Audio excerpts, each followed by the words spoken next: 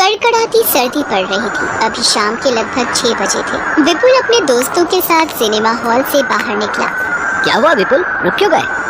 अरे यार, जूतों में मिट्टी लग गई है। आज जरा वो सामने पॉलिश वाला बैठा है, उससे जूते पॉलिश करवा लेता हूँ। ए पॉलिश वाले, मेरे जूतों पर मिट्टी लग गई है, जरा अच्छे से चमका देना। लाओ बेटा, मैं अच्छे से पॉलिश कर दूंगा। एक सेकंड, ये बेटा किसे बोला है? तुम जूते चप्पल ठीक करने वाले भी रिश्तेदार बनकर ज्यादा पैसे ऐंठने की सोचते हो। जल्दी से पॉलिश कर दो। वैसे यार रोहित, सामने गर्मा गर्म भुट्टे का ठेला देखकर मुंह में पानी आ रहा है यार। ये कड़ाके की सर्दियों का अलग ही मजा है ना। बढ़िया बढ़िया स्वेटर और जैकेट पहनो। सर्दियों में खाने पीने की गर्म गर्म चीजों का आनंद ही कुछ और है। जा जरा ठेले वाले से 2 गर्म गर्म भुट्टे लेकर आ जा। ये जूते पॉलिश हो गए हैं। तुम लोग जितना मर्जी कमा लो, रहोगे भिखारी ही। ठंड लगती रहेगी और अपने लिए एक स्वेटर नहीं खरीदोगे। यही फटी चादर लपेटे फुटपाथ पर ही पड़े रहते हो। लाओ जूते दो, ये लो 5 रुपए।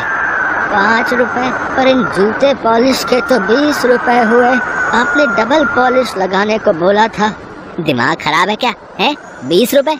2 रुपल्ली की तेरी पॉलिश की डिब्बी नहीं है और 20 रुपए मांग रहा है। ये 5 रुपए रखने हैं या ये भी वापस जेब में डाल लूं? बेचारा बूढ़ा मोची क्या कहता, चुपचाप 5 रुपए रख लेता है, क्योंकि उसे अपने परिवार का गुजारा करना था और उसके लिए उस 5 रुपए की बहुत बड़ी कीमत थी। विपुल अपने दोस्त के साथ गाड़ी में बैठकर चला जाता है। वो एक अमीर लड़का था। उसके दिल में किसी गरीब के लिए दया नहीं थी। उस बूढ़े मोची का नाम रामेश्वर था। वो अपने घर पहुँचता है। क्या बात है मालती, किशन अभी तक घर नहीं आया? बस आते से अपने पोते का जब तक मुंह ना देख लो तुम्हें चैन नहीं आता। क्या करूं मालती, बेटे बहू के गुजर जाने के बाद किशन हम दादा दादी की जिम्मेदारी है, पर हम उसके लिए कुछ नहीं कर पा रहे। दद्दा, फिर आपने अपना मन खराब कर लिया। जाओ, मैंने आपसे बात ही नहीं करनी। किशन, अरे तू नाराज क्यों होता है? अच्छा ले, मैं मन नहीं खराब कर रहा। आजा, दोनों साथ में रोटी खाते हैं। दद्दा, अब तो मैं 12वीं पास कर चुका हूँ। अब तो मैं भी कुछ वक्त में नौकरी करना शुरू कर दूंगा, फिर हमें कोई चिंता नहीं रहेगी। बस तू पढ़ लिख जाए और तू जीवन में कुछ बन जाए, हमारी तो यही इच्छा है बेटे। दद्दा, मैंने वो ओबीसी का फॉर्म जमा किया था ना, उसके आधार पर मुझे एक कॉलेज में दाखिला मिल गया है। ये तो बहुत अच्छी बात है बेटा, मैं तेरे लिए बहुत खुश हूँ। अगले दिन किशन कॉलेज पहुंचता है। उसका ओबीसी के तहत अच्छे कॉलेज में नाम आ जाता है। विपुल भी उसी कॉलेज में पढ़ता था। यार विपुल, आज ठंड कुछ ज्यादा नहीं हो गई है? तेरा ओवरकोट तो बहुत बढ़िया लग रहा है। बढ़िया कैसे नहीं होगा, डैडी विदेश से लाए। यहाँ के हिसाब से पूरे 50,000 का ओवरकोट है। ओए, अंधा है क्या है? दिखाई नहीं देता? सारी कॉफी मेरे कोट पर गिरा दी, तू नहीं बचेगा। जी मेरी गलती नहीं है, वो कुछ बच्चे अचानक से बास्केटबॉल लेकर भाग रहे थे, वो टकराए तो आप पर गिर गई। देहाती गवार लड़के, तुझे पहले तो इस कॉलेज में नहीं देखा?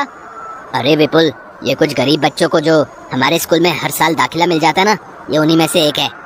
अच्छा, गरीब वर्ग के लोग जिन पर कॉलेज दया करके एडमिशन दे देता है। शायद इसने कभी ओवरकोट तो क्या, एक ढंग का स्वेटर भी नहीं पहना होगा। स्वेटर में एयर कंडीशनर भी लगा रखा है। इसके स्वेटर में ये छेद देख, ये इसीलिए बने। स्वेटर में छेद वाला डिजाइन तो पहली बार देखा है। चल यार रोहित, कैंटीन से टमाटर सूप पीने चलते हैं। गरम गरम टमाटर सूप का अलग ही मजा है ठंड के दिनों में। चल।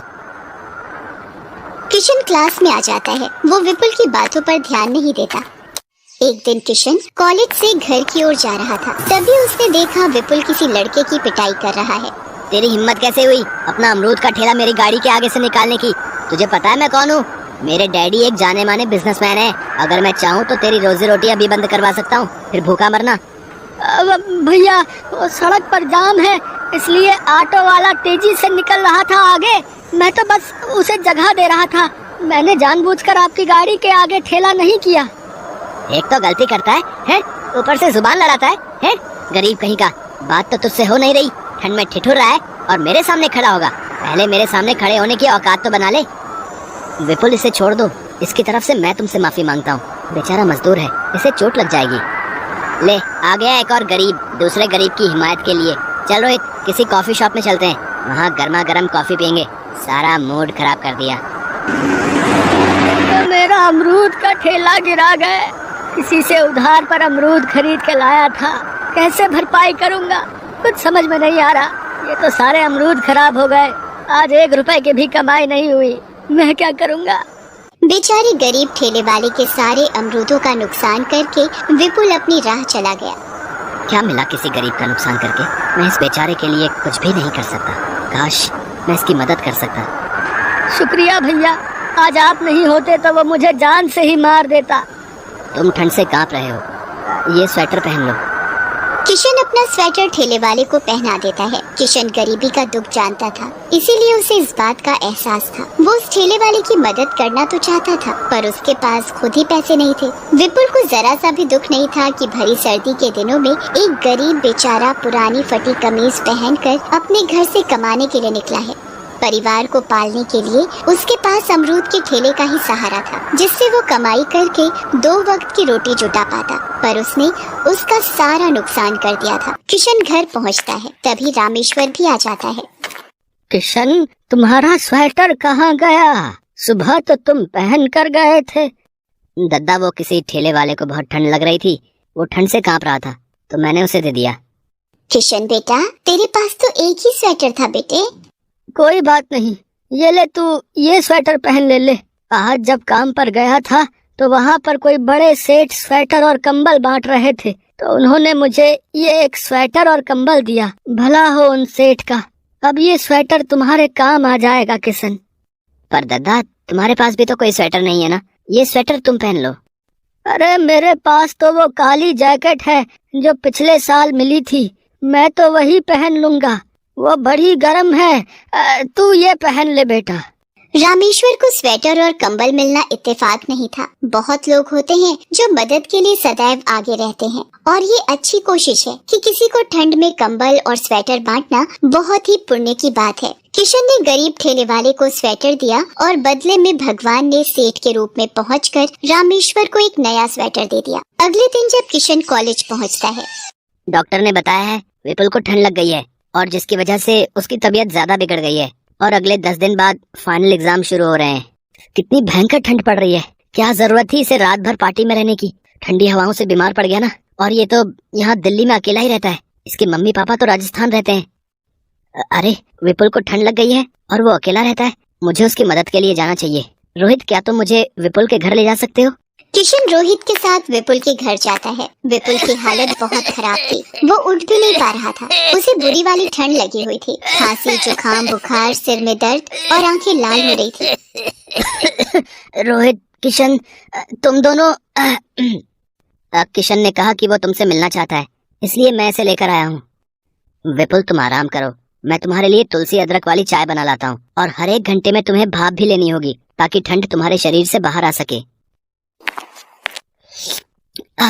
ये अदरक और तुलसी वाली चाय पीकर तो शरीर को बहुत आराम मिला है किशन। तुम मेरे लिए इतना कर रहे हो, और मैंने तुम्हारा बहुत अपमान किया है तुम्हारा, फिर भी तुम मेरे लिए आए हो। बस ज्यादा मत बोलो और सोने की कोशिश करो, तब तक मैं तुम्हारे लिए गरम गरम खिचड़ी तैयार करता हूँ।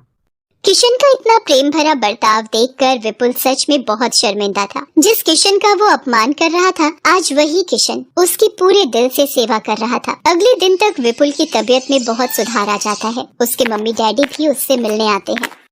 मम्मी, ये किशन है। आज इसी की वजह से मेरी तबीयत में बहुत सुधार आया है, वरना मुझे तो कुछ पता ही नहीं था कि ठंड लगने पर क्या करना चाहिए। मैं तो वही स्वेटर और जैकेट पहनकर ठंड को रोकने की कोशिश कर रहा था, पर इसने मुझे तुलसी अदरक की चाय और गरम गरम खाना खिलाकर मेरी तबीयत में सुधार ला दिया। ये बहुत अच्छा है मम्मी। किशन से मिलकर विपुल के मम्मी पापा भी बहुत खुश होते हैं। कुछ दिनों बाद विपुल की तबीयत में बहुत सुधार आ जाता है और वो परीक्षा की तैयारी भी कर लेता है। एक दिन किशन विपुल को अपने दादा दादी से मिलवाने घर लेकर जाता है। किशन के दादाजी को देखकर विपुल को सिनेमा हॉल के बाहर की सर्दी की वो शाम याद आ जाती है और विपुल की आंखों में आंसू आ जाते हैं, जो शायद आज पश्चाताप से भरे हुए थे।